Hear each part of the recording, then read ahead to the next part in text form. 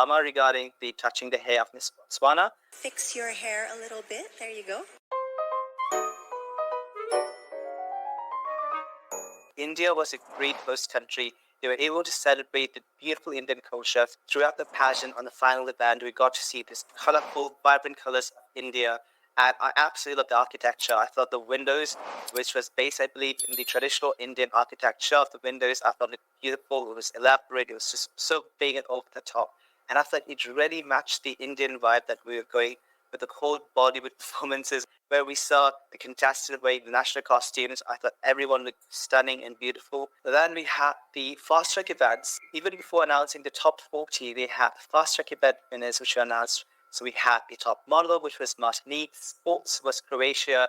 Then we had the head-to-head challenge winners, which were Zimbabwe, Nigeria, Botswana, England, Lebanon. Starting with the Beauty of the Purpose winners, it was that each continent got one winner for Beauty of the Purpose. Starting with the Americas, we had Miss Brazil, about leprosy, also had disease, but people still think it's quite untouchable. People who have this disease are already getting discriminated against, with getting job opportunities, and even sometimes the family members have to stay separately because they think it's a really bad disease that could really harm people. I was really happy that Miss Brazil was talking about such an important and relevant topic that is happening in our country, so I thought she absolutely deserves the Beauty of the Purpose title. The remaining Beauty of the Purpose finalists were from Asia and Oceania. We had Mr. Park, where she's providing electricity to an entire village in the remote part of Nepal. I think she did a really great job, so congratulations to you. I think Nepal has been winning Beauty of the Purpose for the last 3 years. This is the 4th year that Nepal has won Beauty of the Purpose for Asia and Oceania, so big congratulations to you. From Africa, we have Miss Uganda, and she talked about her own personal story that her father was a savior. He came there as a superhero to say that, no, I think a girl child should get up education, she should go to high school, get a degree. Miss Ukraine, who talked about the things happening in her country. So those were the top 4 for the Beauty of the Purpose, with the ultimate winner went to Miss Brazil, Leticia, who won the Beauty of the Purpose and had a direct entry, all of them, in the top 40 quarterfinalists. Miss Talent went to Miss Tunisia, who had a beautiful voice, and I think this is a trend with the Miss World that they keep giving the talent round competition title to the best singers, because Tunyan Singh was also a singer. In the top 40, there were a lot of contestants from so many different parts of the world, but I noticed that a lot of the pageant countries who tend to do really good at other international pageants like Miss Universe or the Miss Grand International, including Miss Venezuela, Colombia, Thailand, Philippines, those are the pageant countries that you're usually expecting them to get a semi-final spot or even win the crown. But I was quite surprised that Miss Philippines didn't make it. I thought she had a really good project. In all the other fast track events, Philippines was placing in them, so I thought she deserves at least in the top 40. Tarina Botis, Miss Thailand, I did expect her to not really place that high because she did not really perform that well. She didn't place in any of the fast track events, so I did expect her to get a very low placement, but unfortunately she did not even make the top 40, so I wish her all the best for the future, whether if she wants to continue with the other beauty pageants, because she has a long history of beauty pageants. Because usually Miss Venezuela, when she's performing on the stage, she is captivating and mesmerizing. So we as fans, we immediately noticed Miss Venezuela, but that was not the case this year. And also Miss Colombia, who had an incredible resume. I was reading her profile on the school website.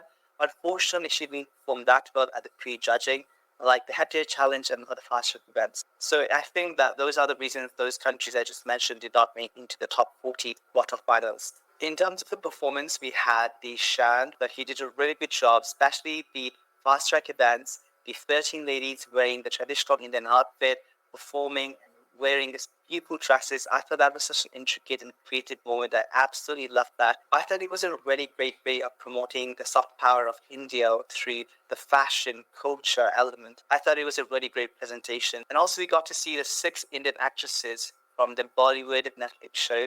So I thought that was really captivating and beautiful, and I think they all look absolutely stunning. So I really like this round. I think we should have more of this in the future, where we could really see the celebration of the host country. So I thought every single contestant looked beautiful in Indian outfit. The hosts of the event were famous Indian Bollywood director and also producer Kara Johar, and Miss World 2013 Megan Young from the Philippines, who looked beautiful in the red outfit and who also had a big jacket with so many embroidery details on it. So I thought the styling was really good.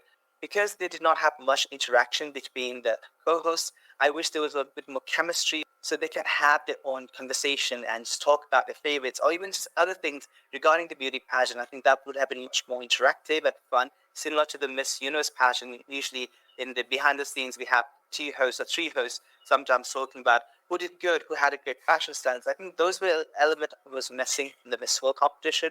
I thought Megan did a spectacular job as the host. She was beautiful. She was so caring of other contestants. So I noticed there was some drama regarding the touching the hair of Miss Botswana, which I don't know why that was going on because I thought that was such a kind gesture. I don't think there was anything negative about that. The fact that she was even caring about the contestant because there was some hair strand on the face and she was just fixing the hair so she could look beautiful in front of millions of viewers. Miss World is one of the most viewed beauty pageant because they have over 100 contestants.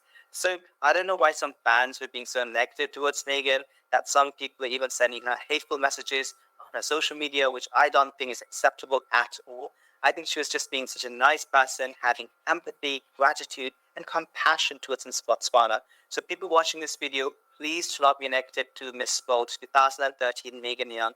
I think she did an incredible job as a host, and she even went a step forward and helped the contestant.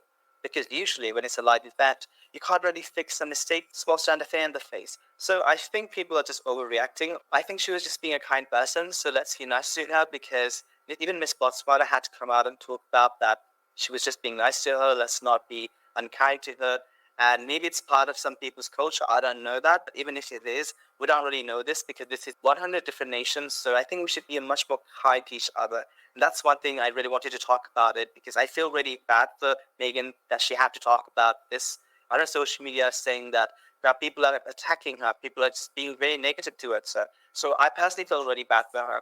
So I just want to show this moment to say I support you, Megan. You're such a kind person, sweet, genuine person, and thank you for being such a nice person to Miss Botswana to just make her look a little bit more better because the hair was kind of covering her face, which I noticed, and she looks a lot better when she was speaking. One thing I really did not like about this year's edition was the continental groups, which does happen in the previous years of the Miss World competition, but I think this year was a bit forceful. They kind of like put the continental group all the way up to the top four question and answer round, which I wish they didn't do that. I would have preferred maybe up to the top 12 semifinalists that they had maybe three from each region. For me, that would have been acceptable. But the fact that they keep continuously pushing this continent narrative from the top 12 to the top 8, which only had two from each region, and that even worse was when there was only one delegate from the each continent in the top four finalists. So I think it was really missed opportunity because I think if they had the continental system up until the top 12, that would have been okay. Then after that should be the best of the best, who performs the best in terms of the Q&As, right presentation. So sometimes when there's such a strong continent like Asia and Oceania have so many strong contestants, only one of them can make it to the top four finalists. So I think this was a missed opportunity, and I personally would have loved to see Miss Turkey making it to the final round of the competition because she was so eloquent in the beauty of the purpose question while helping them build homes through her architecture background. So the things like that I noticed, which made me a bit disappointed with the new format. The show itself was good, but for me, the format of the pageant, I was not very happy with it because it really let down a lot of the strong contestants from moving forward, and I think they were holding them back just because of the content system. So hopefully from the next edition, we don't really see that. In the top 12 finalists in the Americas, we had Miss Brazil, Miss Trinidad and Tobago, and Miss Dominican Republic. From Africa, we had Miss Botswana, Miss Uganda, and Miss Mauritius. The only one who I was surprised with was Miss Mauritius. Then we had the Europe, we had the beautiful Miss Czech Republic, Cristiana Peliskova, Miss England, and Miss Spain. I think they all did beautiful. I personally really like Miss England and Miss Czech Republic in this group. And the last group, we had Miss Asia and Oceania. We had, of course, our host country, Miss India, Shini, Miss Australia, which I was a bit surprised. I thought Miss Turkey should have been there. And the last one, we had Miss Lebanon, who had a heartfelt message. Right after the top 12 announcement, they did a quick top 8 announcement, which I thought was a bit because I was expecting maybe they'll have a Q&A or some kind of performance so the judges can judge them on that. Speaking about the judges, I really did not like that 9 of the judges were from India. I understand that India was the host country for the Miss World competition, but it would be much more better if they had much more diverse selection of judges from all around the world, some from Africa, some from Europe. from Latin America, and of course from Asia as well. So I think that was lacking for me. We only had two judges outside from India who were Miss World 2004 from Peru, and of course Madam Julia Modi. Thankfully, the winner was deserving, so for me that was not an issue. But I think in order for the viewers to find it much more transparent, it's important to have a diverse judges in the judges panel. For that, we had the top 8 announcements, so 2 from each of the continent. Starting with the Americas, we have Miss Brazil, Leticia, and Miss Trinidad and Tobago. She looked so cute, so charming in this soft blue evening gown. I thought she looked absolutely spectacular. Then we had Africa, we have Miss Botswana and Miss Uganda as the top 8 finalists. From Europe, my favorite, Miss England, and of course Miss Czech Republic looked beautiful. Can we talk about the evening gown of Miss Czech Republic from GL Garland, who is a Thai designer based in Bangkok, and I thought the cape really added that regal aura. I think she looks so queenly, ethereal, beautiful. I absolutely love the gown span. If you see the detail of the picture, I'll put it next to me. You can see the hem of the evening gown has an element of a soft pastel gradient blue color, and I think it looked absolutely beautiful. The way she presented the evening gown also added a touch of regalness to it. Overall, the gowns this year were much better than the previous edition. And from Asia and Oceania, we had Miss India, Shini Shetty, and Miss Lebanon. Yes, Nina. Your top 4 of Miss World 2024 in all their glory. To be a Miss World, you have to be beauty from within, a beauty with a purpose. And Christina was in the top 10 finalists for Beauty with a Purpose. She talked about her quality education project that she has been doing both in Tanzania, in Africa, and also in her home country, Czech Republic, to provide children with quality education. And she has helped over 320 students, which she has started even before getting into the pageantry world. So I'm really happy that she has done all this incredible job. So a big congratulations once again to the Czech Republic for winning the second Miss World crown after Miss World 2006, when Tatiana won the Miss World competition in Poland. And a big congratulations to the newly crowned Miss World 2024, Kristina Pelaskova from the Czech Republic. Graceful, ethereal, elegant, and sophisticated. I thought she looked beautiful like a regal queen, and she absolutely deserves the blue crown of the Miss World. So what do you guys think of the overall show and also the results of the 71st Miss World Beauty Pageant? Let me know in the comment section. And if you enjoyed watching this video, then please make sure to click the red subscribe button, as it will really help me to grow this YouTube channel to much more people. You can follow me on social media at the Pageant Empress to get the latest pageant news and updates. Click the like button and share this video on your social media. Thank you for watching this video, and I hope to see you guys once again in my next video.